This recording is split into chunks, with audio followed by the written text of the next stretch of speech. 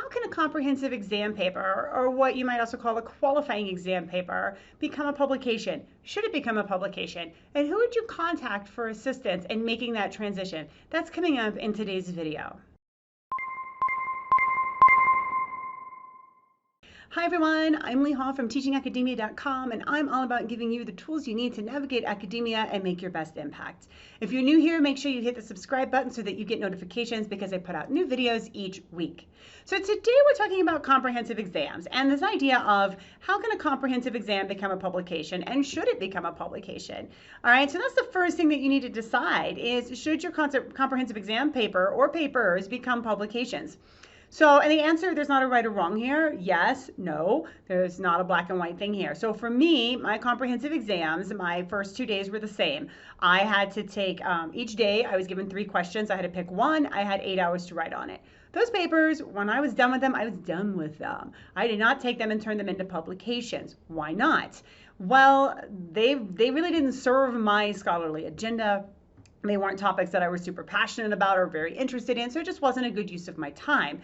Now, my third paper, I was given, I think, 10 days to write, and it was a literature review. And I obviously knew about it in advance because I had collected and read literature to prepare for the question. I only just had that 10 days to write it in.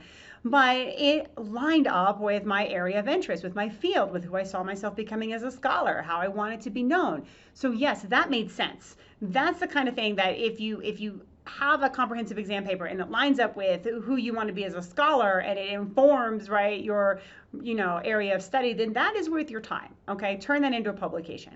So how do you do that? I'm going to give you 4 steps here that I think are super helpful.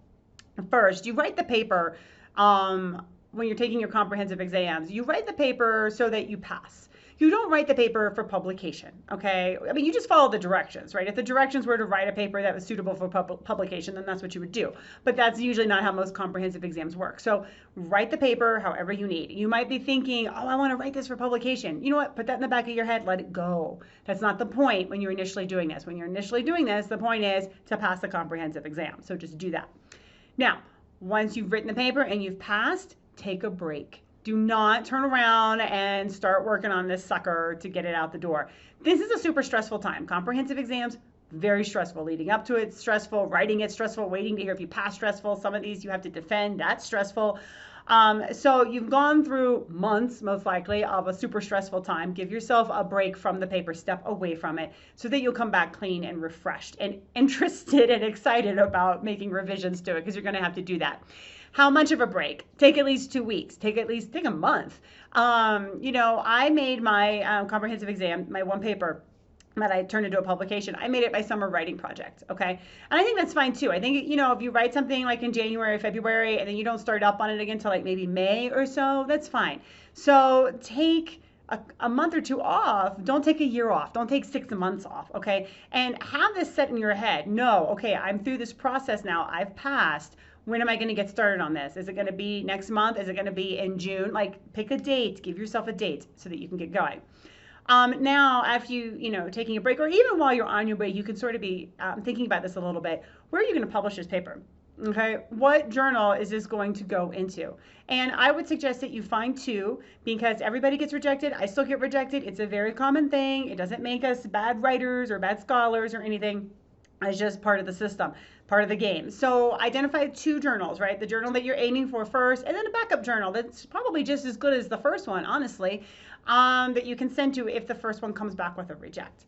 So if you don't know where to, what a good journal is, or if you have a good one but you're not sure what a good second one would be, this is a time where you can get some assistance. So I would suggest, somebody that has read your comprehensive exam paper, that's familiar with it, they would be the easiest people to target in terms of asking for advice for journals because they're already familiar with your paper.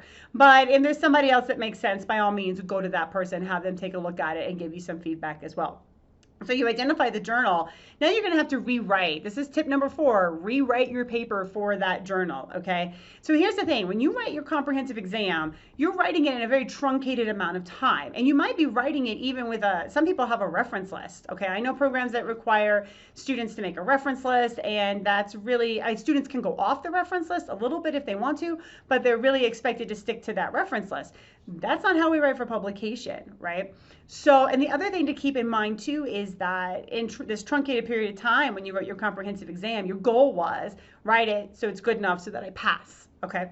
And when I'm reading somebody's comprehensive exam paper and saying, is this a pass or not, right?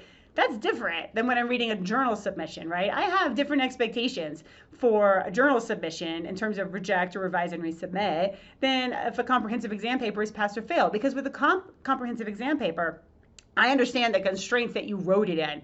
So if somebody like when I had to do my questions that I only had 8 hours, you don't evaluate a pass fail for somebody that had 8 hours to write something. You don't evaluate that in the same way that you evaluate a journal submission where somebody had an indefinite amount of time to get it up to speed, okay? So don't make the mistake of thinking, hey, this comprehensive exam paper, it was good, it passed. I didn't even have to make any revisions. So it probably doesn't need that much and it'll be good to go for this journal. No, that's how you get a reject, okay? You need to overhaul your paper. You're gonna need to add more references most likely to your paper. You're gonna need to clean it up, make it tighter, all kinds of things, okay? And somebody on your comprehensive exam committee should be able to help you, or a really good advisor or mentor should be able to help you think through, here's what you need to do to get it ready for this journal, right? So while I might target somebody from my comprehensive exam committee to help me with this aspect, I might also target somebody who has published in the journal or is very familiar with a journal that I have targeted, okay, that I want to publish in, because they're going to be able to tell you if it's ready. Okay, so and that's the other thing too, sort of like a little bonus tip. When you think that you have it ready to go for publication, ask somebody. Okay, unless you have published in this journal before, which if this is your comprehensive exam paper, you probably haven't because you're going to be fairly new.